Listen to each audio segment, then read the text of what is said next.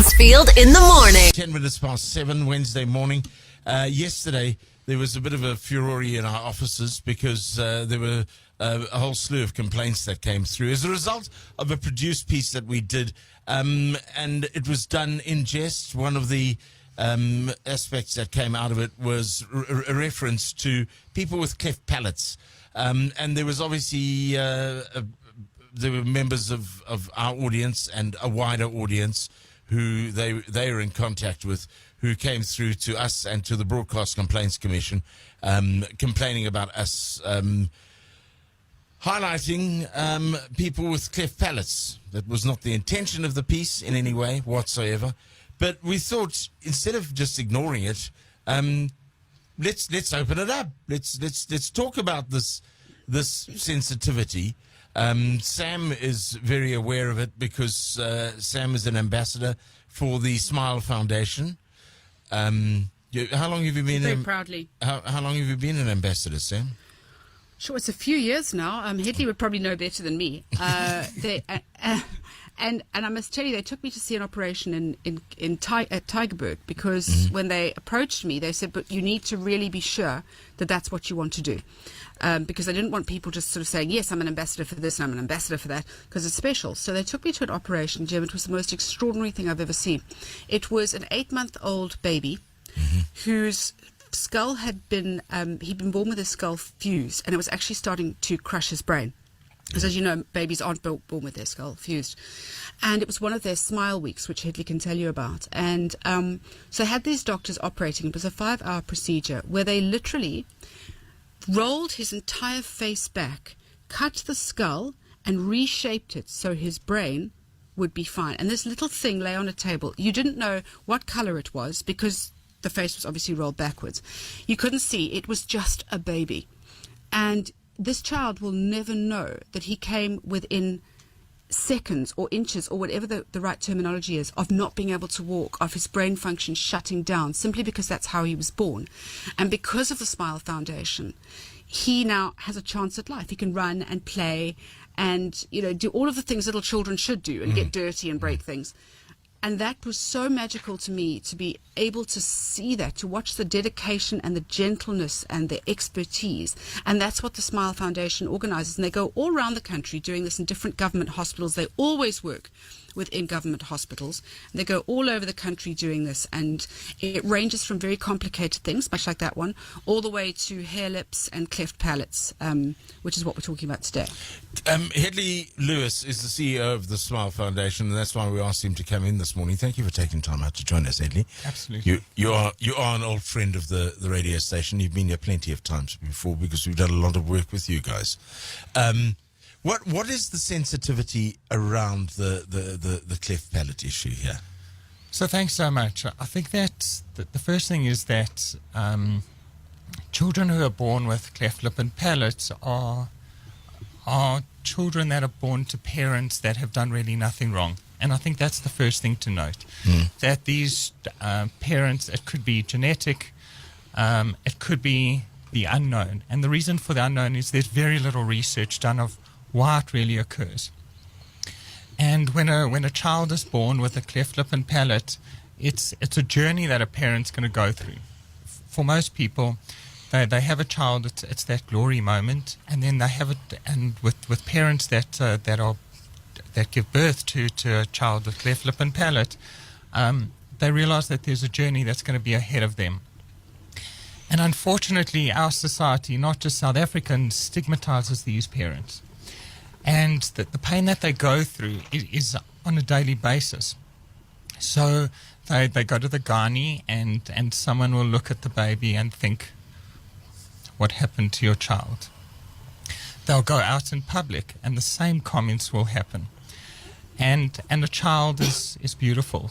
Why is a child different when it's a child that's a different color to your child, or a child that has ears that are different, or something like that? I mean, we call ourselves the Rainbow Nation, but are we totally understanding of what other people go through?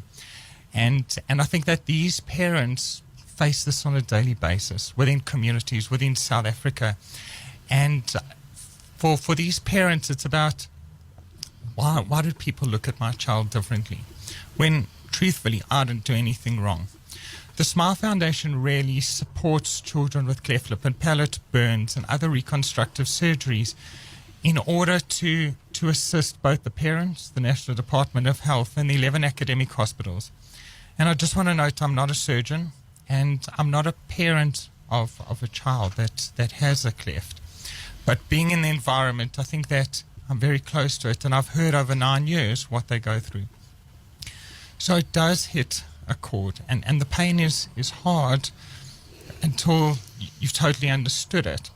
For parents that have got a child with cleft lip and palate, they're all survivors. They're all heroes because they've understood that the journey is going to be long.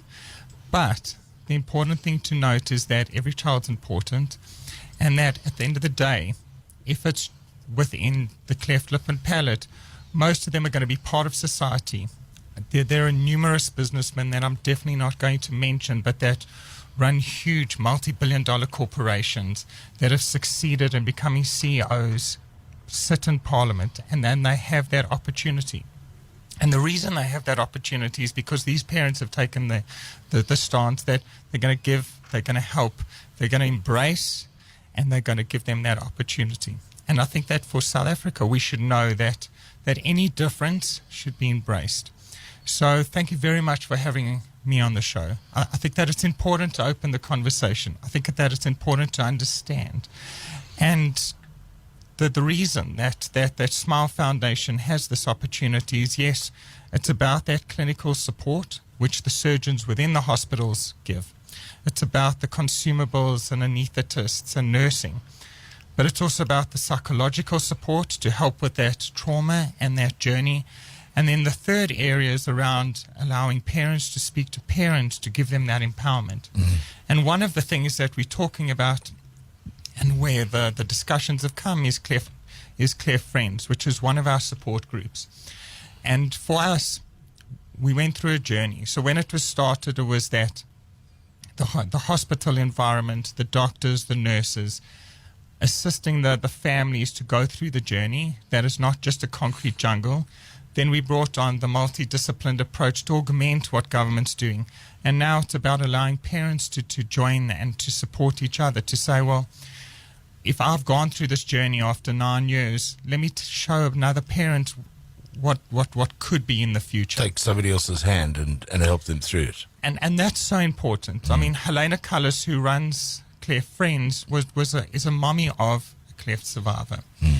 And she's just a pillar of hope, and she's a beacon of strength to all of these families, and she's a beacon of strength to us all, because she shows every day that we will overcome and that my child is going to succeed. That is, my child is going to have that opportunity, and her child is amazing.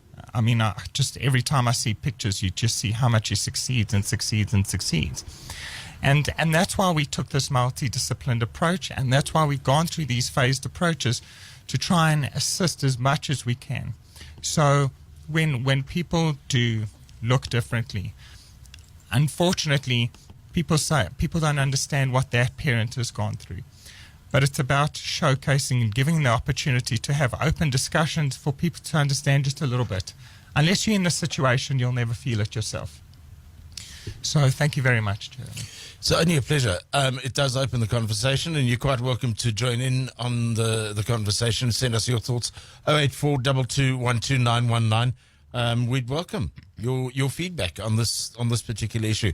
But Hedley Lewis, CEO of Smile Foundation, thank you very much once again for taking time out to join us on Hot 91.9. Thank you very much.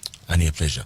20 minutes past 7. Mansfield in the morning. From 6 to 9. Exclusive to Hot 91.9. Playing the best old school and R&B.